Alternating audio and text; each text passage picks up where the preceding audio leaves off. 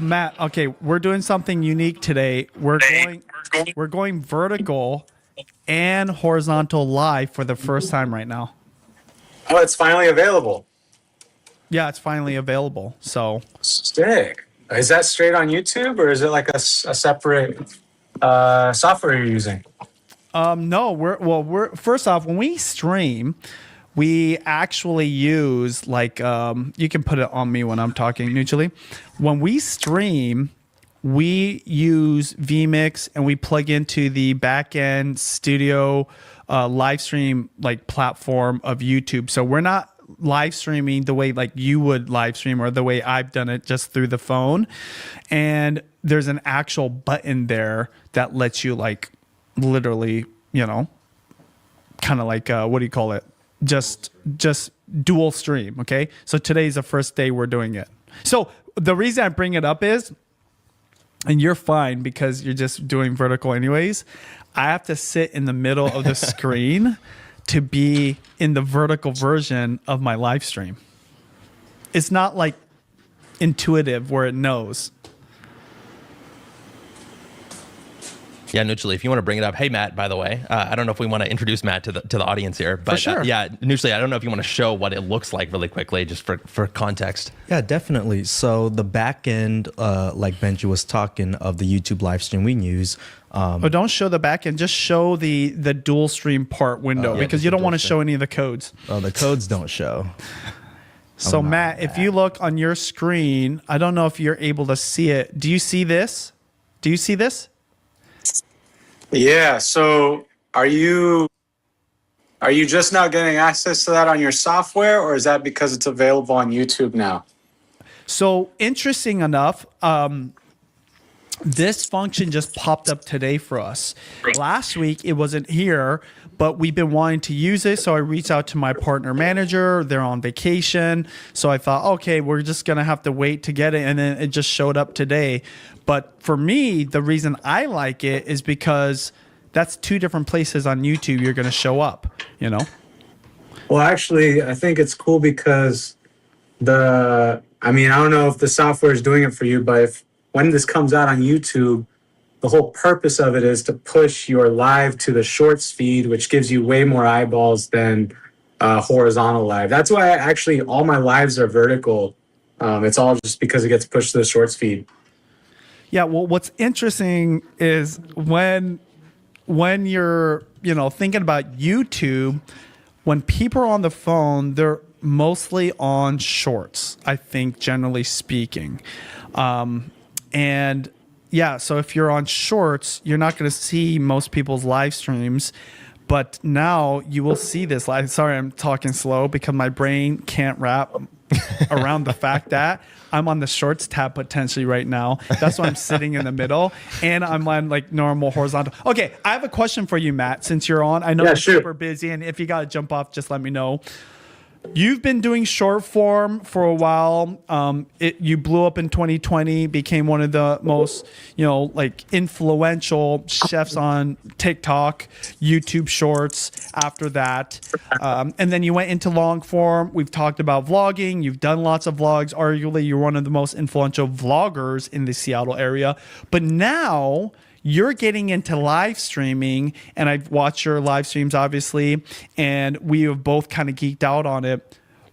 You're someone I really respect because you really look to the future and you kind of see what's going to be more significant. Why do you think live streaming is significant or will be significant more so than now? And why are you live streaming even though you're known as this short form creator? Well, I'm live streaming less. I was live streaming a ton when back in TikTok days. Live streaming was way bigger for me back then, but I think now it's starting to catch on the same way short form video was starting to catch on. So now everyone's doing short form video. Like people's moms will do a short form video. Mm-hmm. But I think live streaming is catching on in that way because it's so simple to do. They could just do it vertically on their phone. They go on TikTok, bust up the live. Same with YouTube, bust up the live. And people are just doing it. If you just go to the shorts feed, click a live, and then you start scrolling, you're going to be scrolling through all lives. And it's really crazy. Yeah, so try this out. Go on your phone, go to the shorts feed and find a live or whatever. You'll find one at some point, unless you want to search it. But then click on that live. Once you're on that live vertically, you start scrolling. You're going to be scrolling through vertical lives. And I've been doing that lately, and I've noticed, I don't know if it's like building an algorithm for me, but every time I scroll through the lives, there's always like a key type of people on the live. You know, like there's like a little community that are going live on YouTube. Like it's very small right now. Matt, can you see it? Yeah. I found. Yeah, there the you go. live. Now, I found the live now if you start feed. scrolling, you're gonna go through more cool. lives. Oh yeah. Yeah, it's There you really go. interesting. But I want to go back to mine because that's all I care about right now. That's crazy. Whoa. Yeah, dude. But It's it's weird wild to because the community's so small in there right now. And TikTok, it's like huge community of live people. But like, I think now it's early. So like, get on there now because if, like I said, if you scroll through lives on YouTube, like you'll notice like 5 different people that are always doing it. Like they'll just come up for you. Yeah, it's interesting. That's a good point, Matt. And of course, that's kind of what you did. Not necessarily early on TikTok, but you were early cooking food on TikTok the way you were doing it, bringing in that cinematic feel, that higher production, fun enough.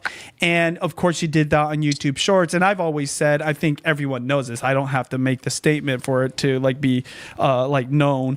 But when you're early, that first opportunity to not have any competition is so huge because you get ingrained in people's minds. And I don't think Mr. Beast is like that, but I think about beauty. The biggest beauty creator that forever is kind of legendary is Michelle Phan, because she was one of the first ones to take her makeup beauty blog, a blog post, and turn it into a video, and that just changed the game for everybody, and that's why Judy even started. Any other things that what do you like about live streams as a creator, or what are things that other creators should know about live streams, and why should they do it? What I like is being able just to connect with the community real time. So that's like the beauty of it. You're connecting with the community real time, and you're kind of getting a pulse for like what they want to see. I mean, you'll see the numbers in real time. If you start doing something that people want to see, the numbers are going to hike up and they'll stay steady, or they'll even keep growing.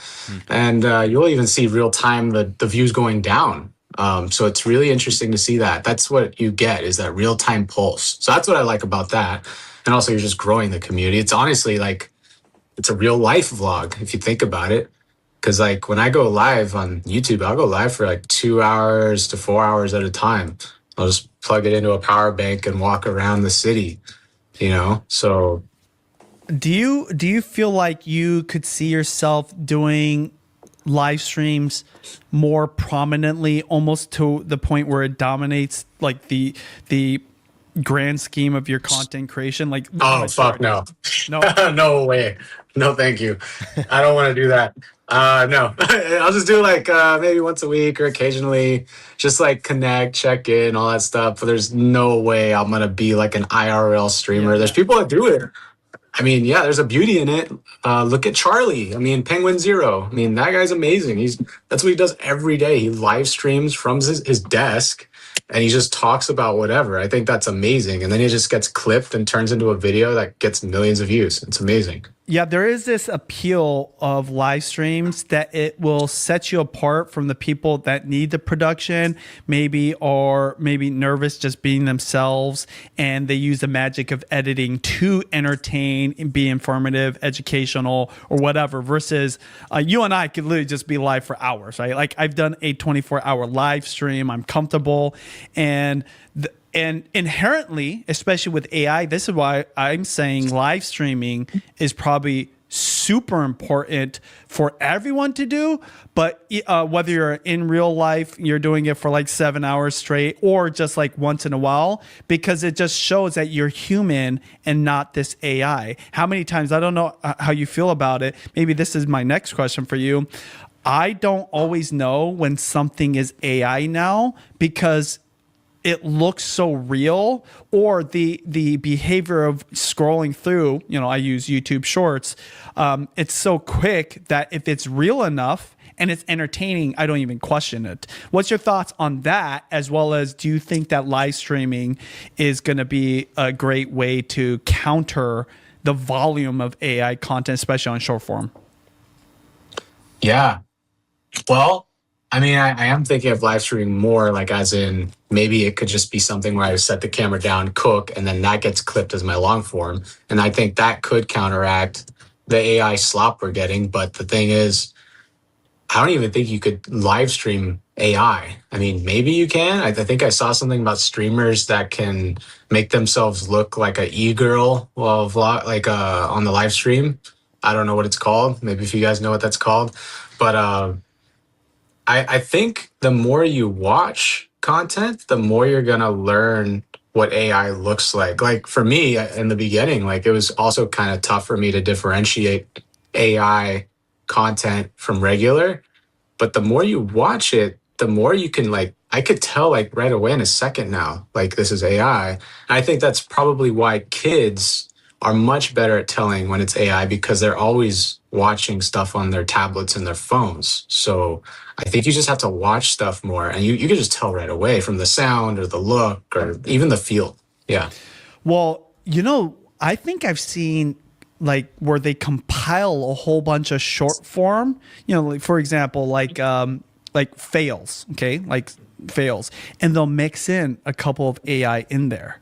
So you're watching actual fails, right? Pranks or whatever. And then once in a while they'll splice something in. And so that's what I'm saying. Yeah, you're right. Like I know when I hear a certain voice tone. Someone laced your compilation, Benji. Yeah, exactly, right? But if they're mixing it in, what's crazy to me is actually older viewers that don't know what AI is, that they've never seen it. I've heard so many stories of like, yeah, my mom called me and said like Obama was arrested and went to jail. and that is a real problem. But also that's just proving that there's enough people out there that can be tricked into it. I told you, like, it's funny. I'm the older guy in this situation. There's some stuff that I don't know it's AI until I go in the comments. And now what I'm saying is I don't even see it as much in the comments if it looks so real. So yeah, it's all interesting. Ultimately, you know what I've always said, Matt. I think that the reason vlogging is becoming more popular, it's an easy way to make longer videos, and naturally live streaming is going to be another version of that. If you're comfortable on camera, you're confident in what you're doing, and you have something that's valuable, in your case like cooking. Yeah, I mean, also I'm noticing as you scroll through these YouTube lives and TikTok lives, you're going to notice not to take it so seriously. Like, I guess I don't need to cook a full-on dish to go live. I could just do this and talk to the phone for hours because there's people doing that every day and it's crazy to see it.